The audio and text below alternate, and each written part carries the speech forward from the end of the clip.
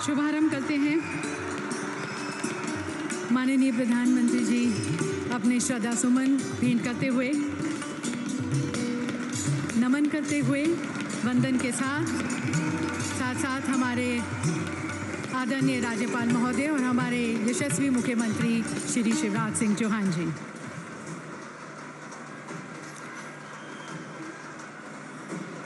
देवी सज्जनों, आज बुंदेलखंड की ये भूमि चहक रही है, महक रही है, प्रफुल्लित महसूस कर रही है, क्योंकि कभी जिस धरती पर मध्य युग की धन साधना के लोकनायक गुरु रविदास जी चले थे, इस धरती को उन्होंने चरण स्पर्श किया था, नतमस्तक किया था।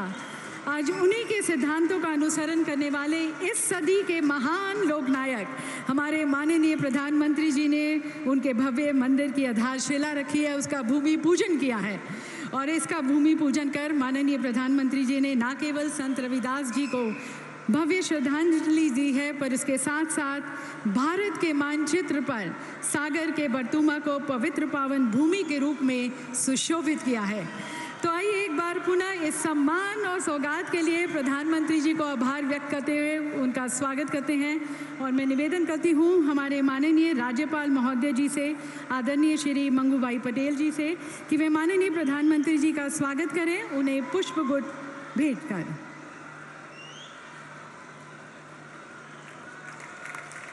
बहुत बहुत धन्यवाद, आभार माननीय प्रधानमंत्री जी हमें यह सौगात देने का। और अब मैं हमारे यशस्वी मुख्यमंत्री श्री शिवराज सिंह चौहान जी से भी निवेदन करती हूँ कि वे प्रधानमंत्री जी का हम सभी की तरफ से, बुंदेलखंड के सभी लोगों की तरफ से उनका स्वागत करें पुष्पगुच्छ भेंट कर। और साथ साथ आज के इस ऐतिहासिक अवसर पर एक विशेष स्मृति चिन्ह भेंट कर प्रधानमंत्री जी को आभार व्यक्त करते हैं। माननीय मुख्यमंत्री जी से मैं निवेदन करती हूँ कि संत रविदास जी मंदिर और कला संग्रहालय का मॉडल वे प्रधानमंत्री जी को भेंट करें। अभी जैसा कि आपने अपने स्क्रीन पर भी देखा, माननीय प्रधानमंत्री जी ने इसका भूमि पूजन किया। हम सभी बुंदेलवासियों को एक सौगात, एक भेंट दी। हमारे परम पूजनीय संत शिरोमणि रविदास जी को मान सम्मान, भव्य श्रद्धांजलि। और अब मैं मुख्यमंत्री जी से निवेदन करती हूँ कि संत रविदास जी की एक पुस्तक प्रधानमंत्री जी को भेंट करें, संत रविदास की जीवनी एवं पदावली।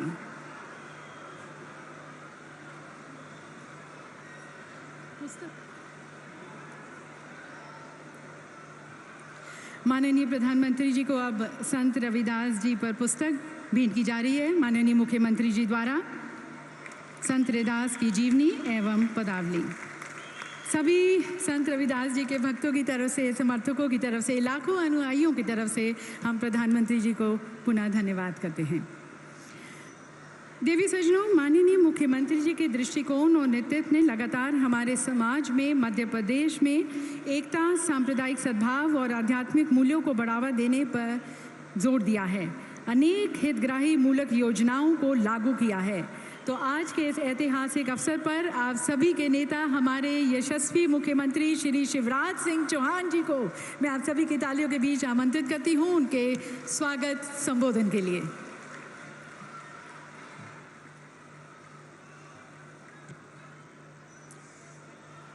बोलिए भारत माता की, संत शिरोमणि रविदास महाराज की। हम सब के सौभाग्य से आज मध्य प्रदेश और बुंदेलखंड की इस धरती पर संत रविदास जी के मंदिर स्मारक के लिए भूमि पूजन करने पधारे हमारे प्रिय यशस्वी प्रधानमंत्री, दुनिया के सर्वाधिक लोकप्रिय नेता सम्मानीय श्रीमान नरेंद्र मोदी जी। एक बार दोनों हाथ ऊपर उठा के तालियां बजा के स्वागत कीजिए, अभिनंदन कीजिए। हमारे राज्यपाल आदरणीय मंगू भाई पटेल जी, केंद्रीय मंत्रीगण वीरेंद्र कुमार जी, ज्योतिरादित्य सिंधिया जी, श्री प्रहलाद पटेल जी, मध्य प्रदेश सरकार के सभी सहयोगी मंत्रीगण,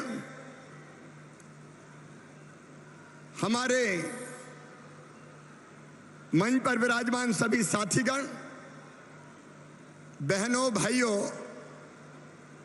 सबसे पहले तो मैं माफी चाहता हूं, हम बैठने की पर्याप्त व्यवस्था नहीं कर पाए। जितनी भीड़ अंदर है उससे ज्यादा भीड़ बाहर सड़कों पर जनसमुद्र उमड़ा हुआ है। आज का दिन मध्य प्रदेश के लिए, बुंदेलखंड के लिए और सागर के लिए सौभाग्य का दिन है। संत शिरोमणि रविदास जी महाराज, उनका दिव्य मंदिर, उनका भव्य मंदिर और उनका अलौकिक मंदिर इस धरती पर बनने वाला है।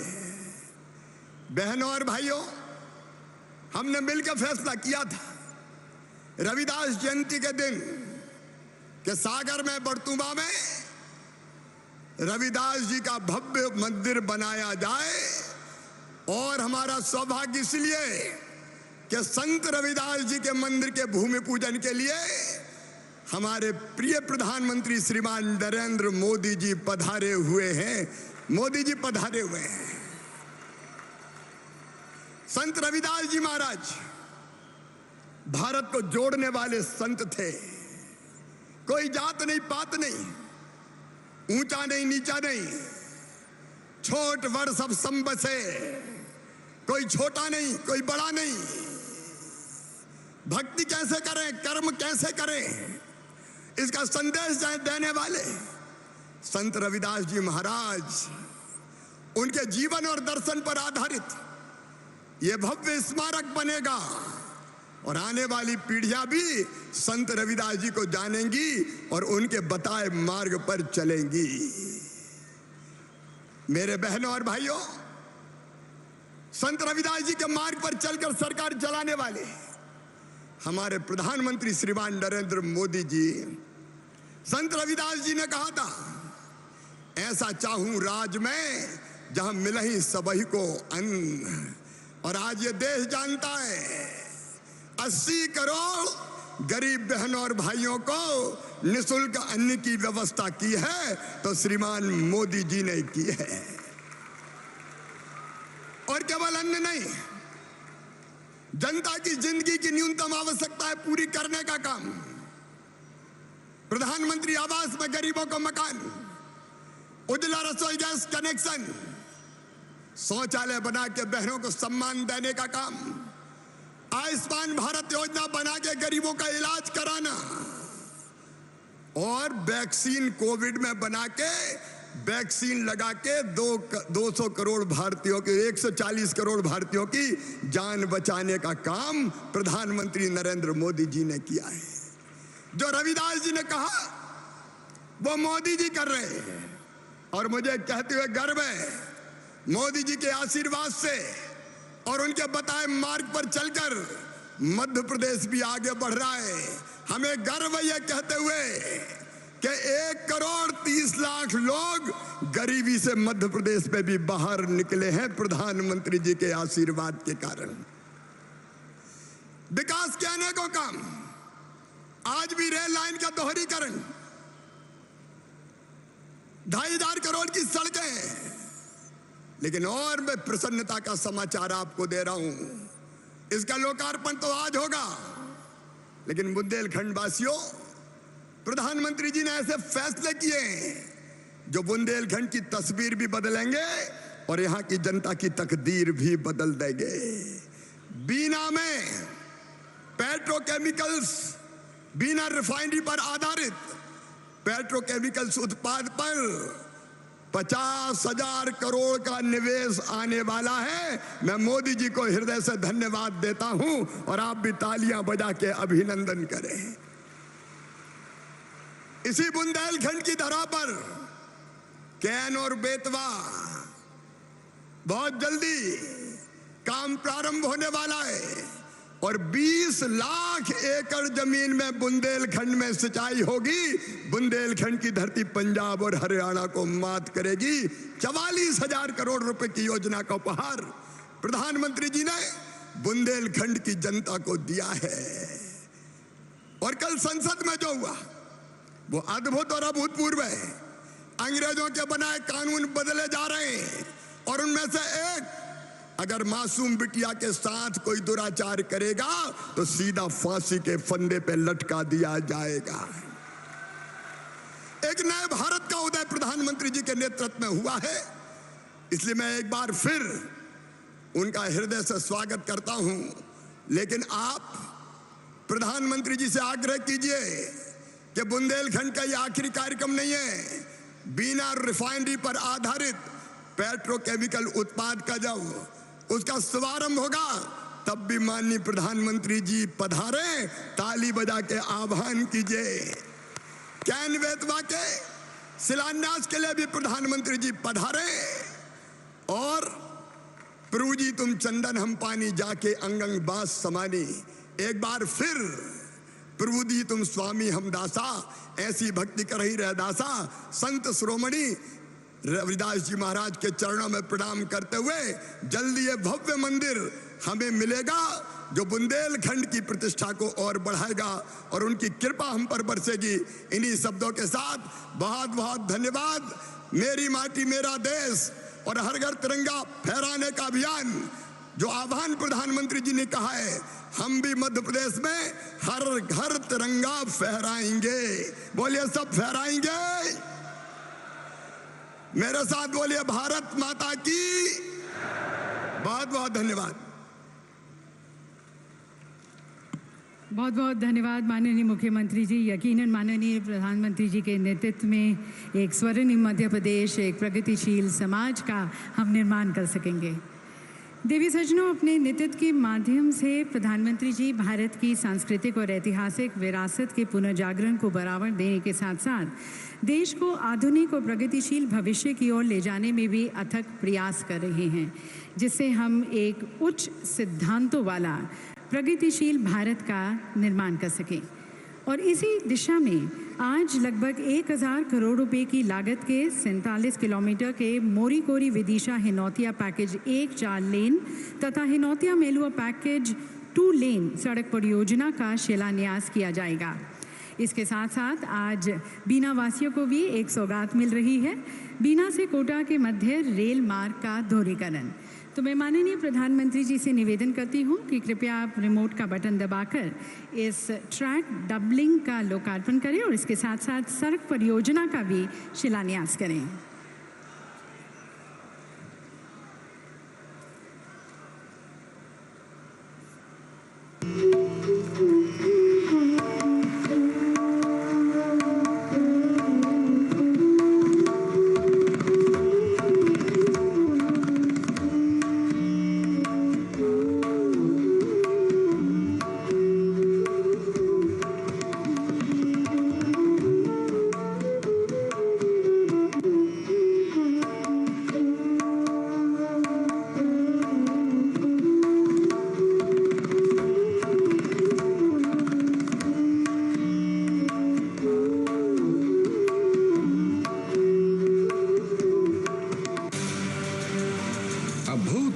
स्पीड और स्केल पर देश के कोने कोने में इंफ्रास्ट्रक्चर का निर्माण और मॉडर्न कनेक्टिविटी को बढ़ावा।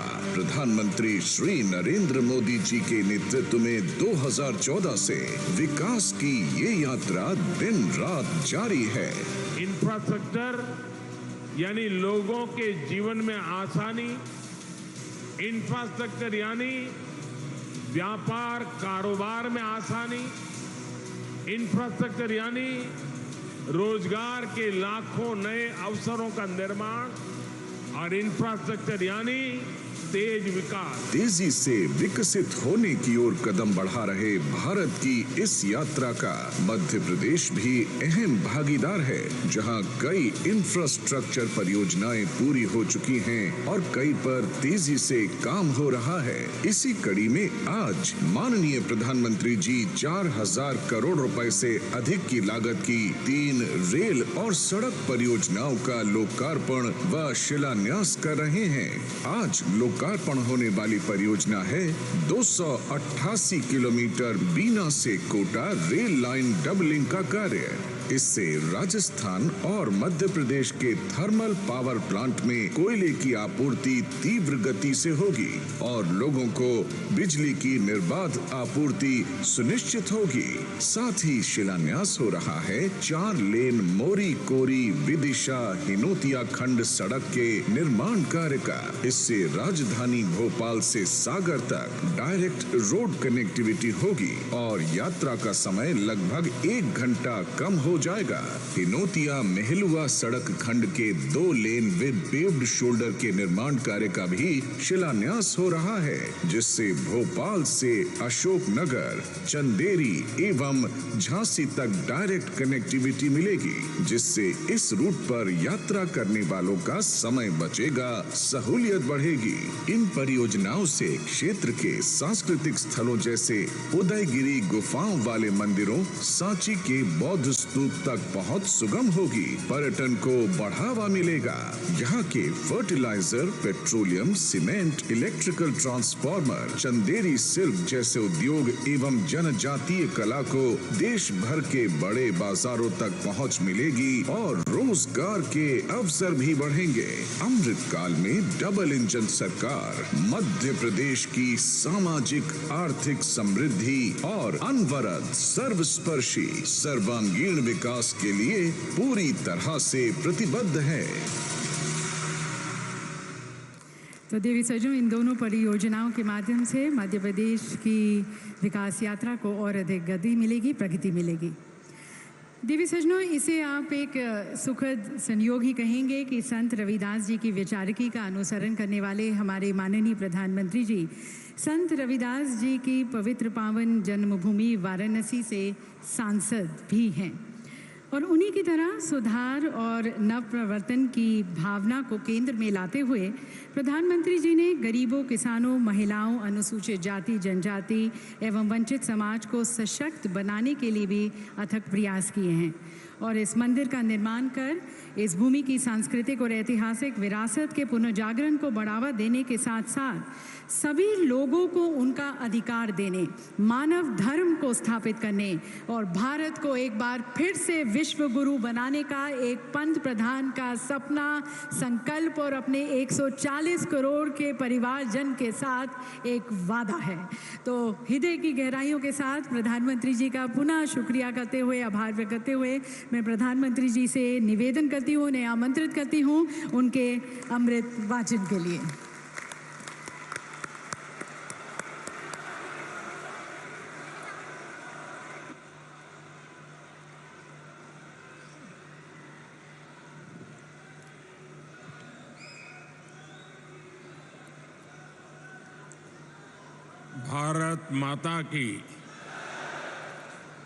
भारत माता की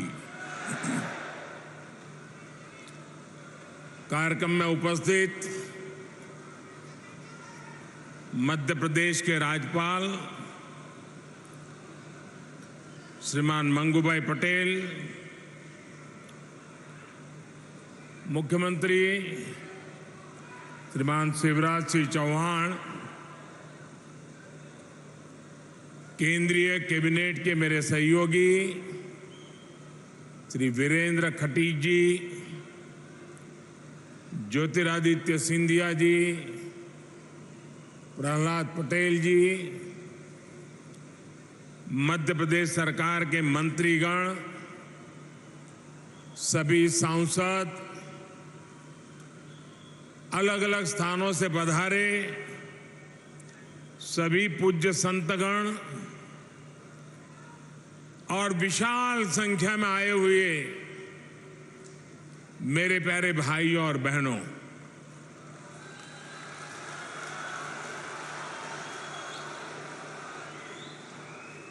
सागर की धरती, संतों का सानिध्य, संत रविदास जी का आशीर्वाद और समाज के हर वर्ग से, हर कोने से इतनी बड़ी संख्या में आशीर्वाद देने के लिए आए हुए आप सब महानुभाव, आज सागर में समरसता का महासागर उमड़ा हुआ है।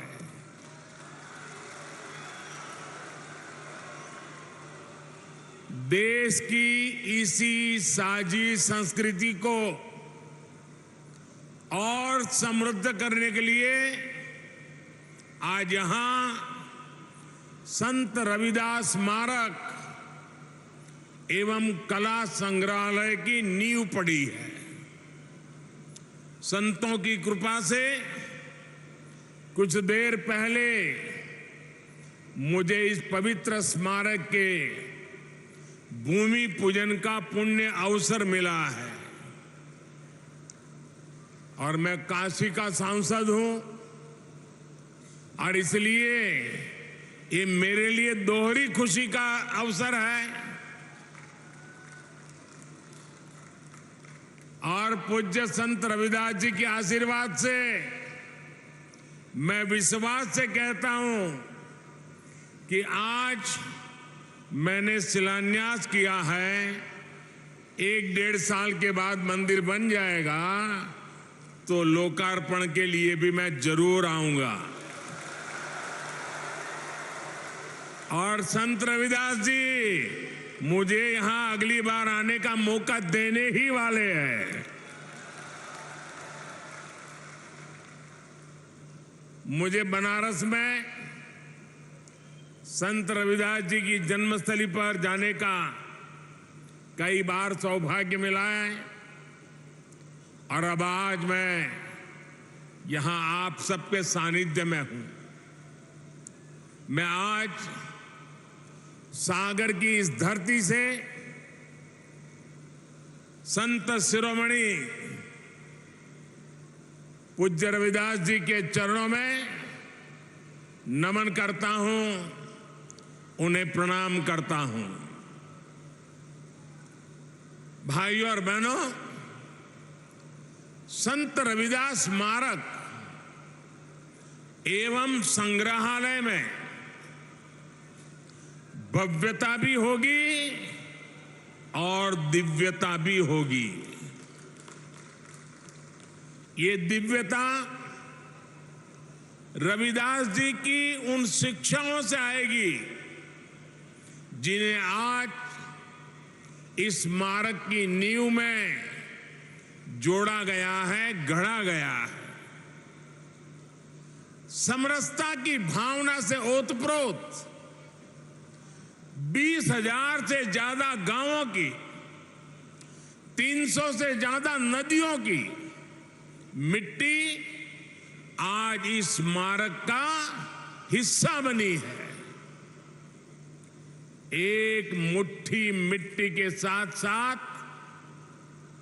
एमपी के लाखों परिवारों ने समरसता भोज के लिए एक एक मुट्ठी अनाज भी भेजा है। इसके लिए जो 5 समरसता यात्राएं चल रही थी, आज उनका भी सागर की धरती पर समागम हुआ है। और मैं मानता हूं कि ये समरसता यात्राएं यहां खत्म नहीं हुई हैं, बल्कि यहां से सामाजिक समरसता के एक नए युग की शुरुआत हुई है।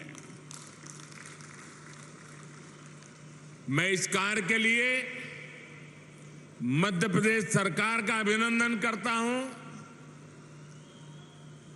मुख्यमंत्री भाई शिवराज जी का अभिनंदन करता हूं और आप सभी को बधाई देता हूं।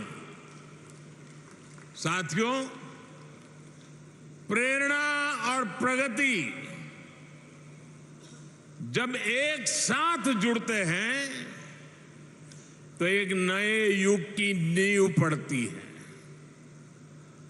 आज हमारा देश, हमारा एमपी इसी ताकत के साथ आगे बढ़ रहा है। इसी क्रम में आज यहां कोटा बीना सेक्शन पर रेल मार्ग के दोहरीकरण का भी लोकार्पण हुआ है। नेशनल हाईवे पर 2 महत्वपूर्ण मार्गों का शिलान्यास भी किया गया है। विकास के ये काम सागर और आसपास के लोगों को बेहतर सुविधा देंगे। इसके लिए मैं यहां के सभी भाई बहनों को बहुत बहुत शुभकामनाएं देता हूं। साथियों, संत रविदास स्मारक और संग्रहालय की नींव एक ऐसे समय में पड़ी है जब देश ने अपनी आजादी के 75 वर्ष पूरे किए हैं। अब अगले 25 वर्षों का अमृत काल हमारे सामने है। अमृत काल में हमारी जिम्मेदारी है कि हम अपनी विरासत को भी आगे बढ़ाएं और अतीत से सबक भी लें। एक राष्ट्र के रूप में हमने हजारों वर्षों की यात्रा की है। इतने लंबे कालखंड में समाज में कुछ बुराइयां आना भी स्वाभाविक है। ये भारतीय समाज की ही शक्ति है कि इन बुराइयों को दूर करने वाला समय समय पर कोई महापुरुष, कोई संत, कोई औलिया इसी समाज से निकलता रहा है। रविदास जी ऐसे ही महान संत थे। उन्होंने उस कालखंड में जन्म लिया था जब देश पर मुगलों का शासन था। समाज अस्थिरता, उत्पीड़न और अत्याचार से जूझ रहा था। उस समय भी रविदास जी समाज को जागृत कर रहे थे, समाज को जगा रहे थे। वो उसे उसकी बुराइयों से लड़ना सिखा रहे थे।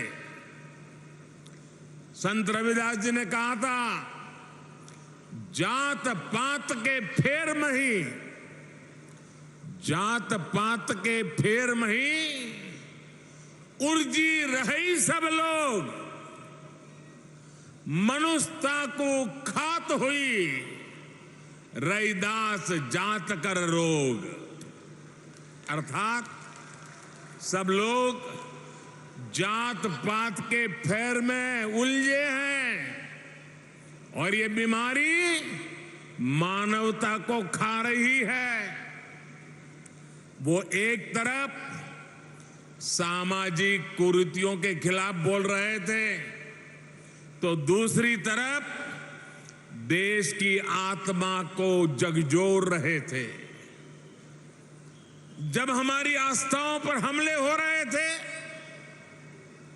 हमारी पहचान मिटाने के लिए हम पर पाबंदियां लगाई जा रही थी, तब रविदास जी ने कहा था, उस समय मुगलों के कालखंड में ये हिम्मत देखिए, ये राष्ट्रभक्ति देखिए।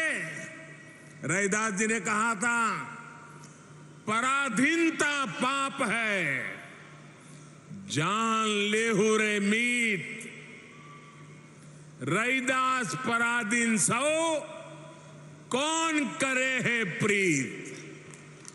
यानी पराधीनता सबसे बड़ा पाप है।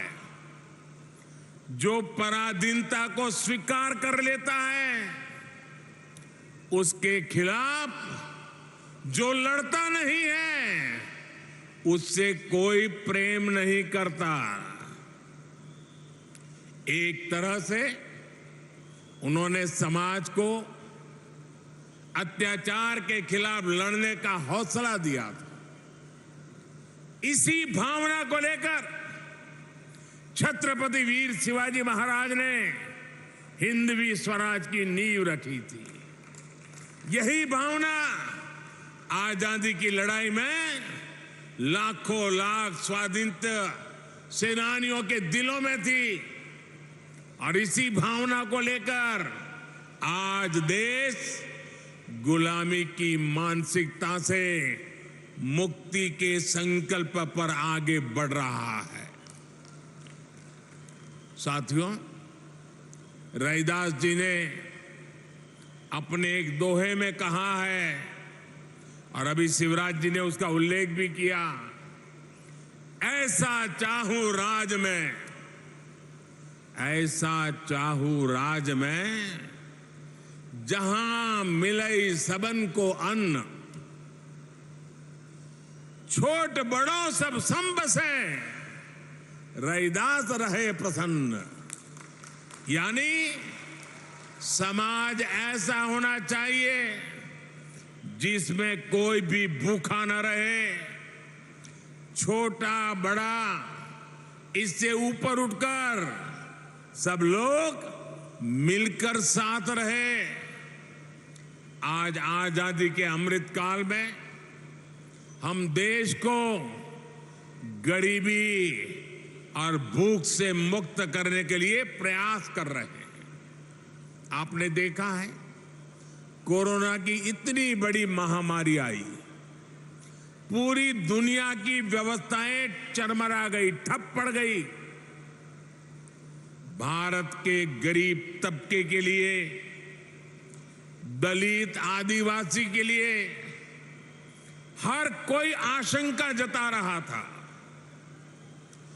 कहा जा रहा था कि 100 साल बाद इतनी बड़ी आपदा आई है, समाज का ये तबका कैसे रह पाएगा। लेकिन तब मैंने ये तय किया कि चाहे जो हो जाए, मैं मेरे गरीब भाई बहन को खाली पेट सोने नहीं दूंगा।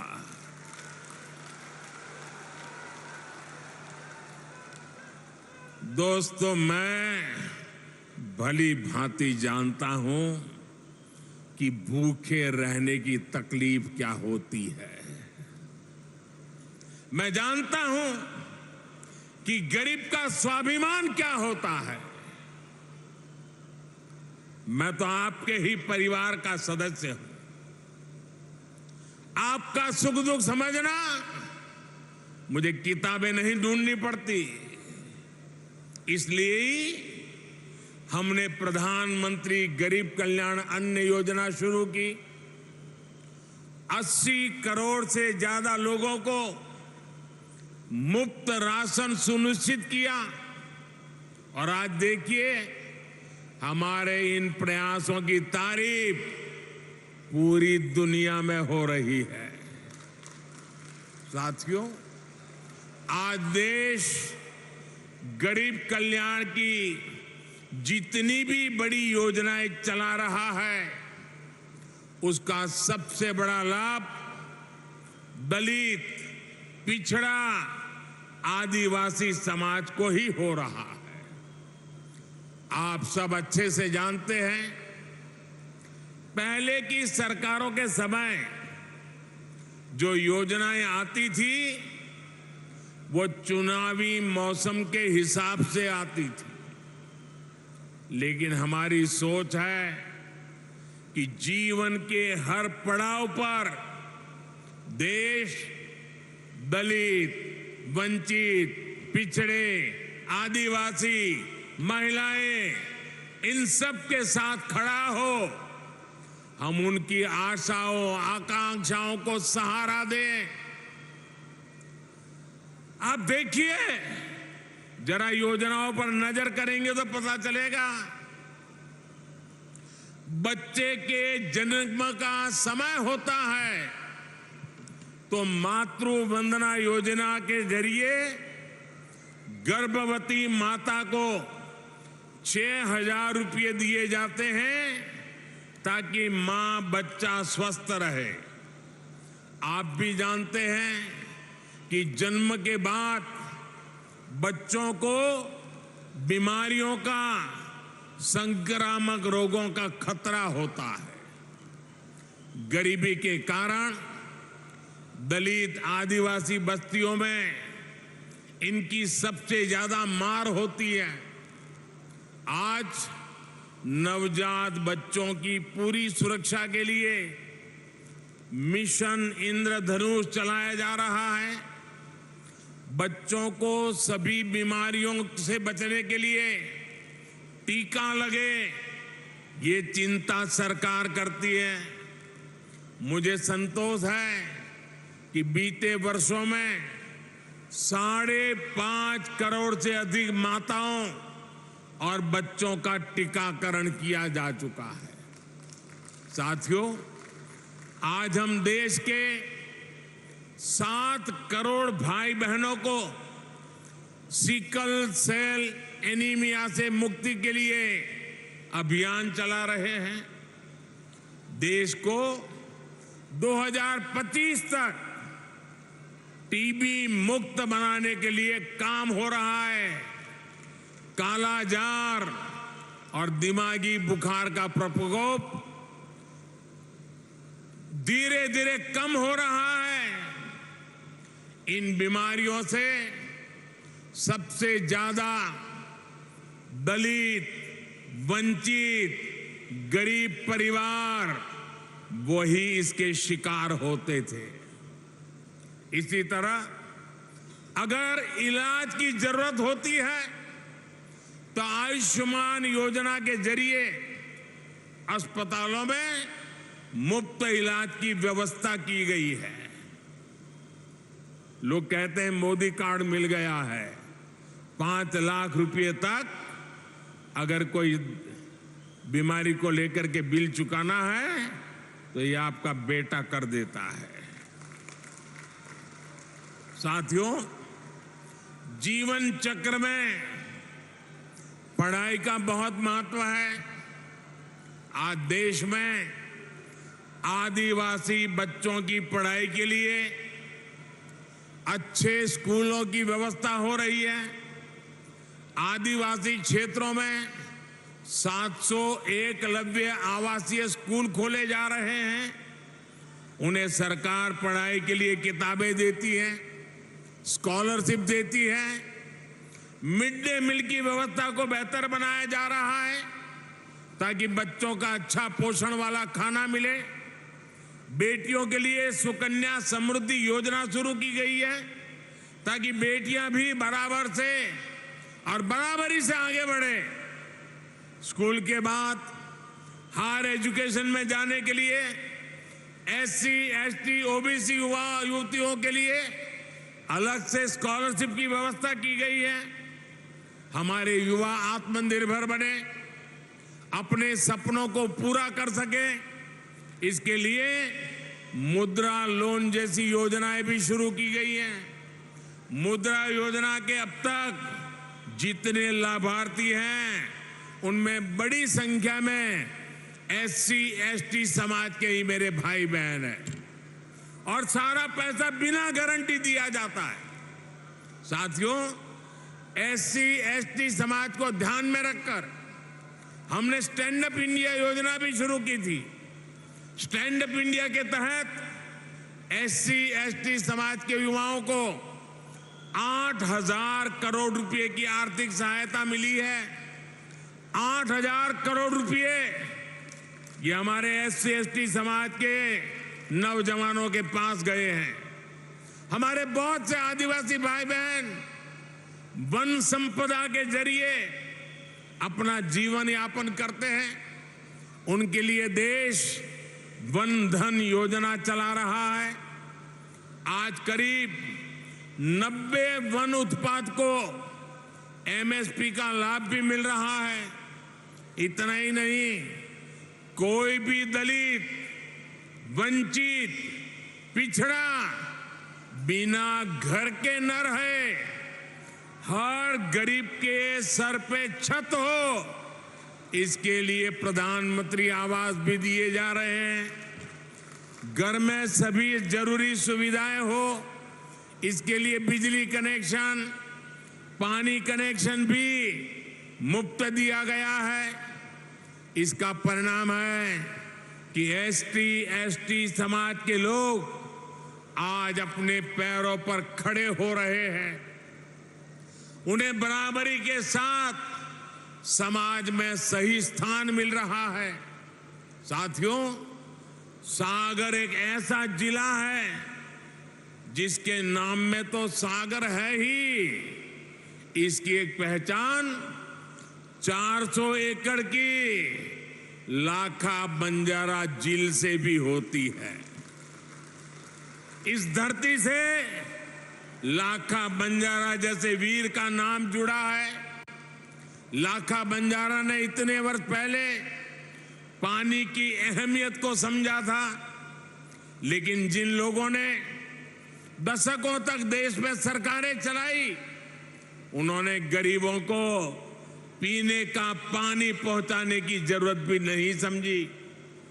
ये काम भी जल जीवन मिशन के जरिए हमारी सरकार जोरों पर कर रही है।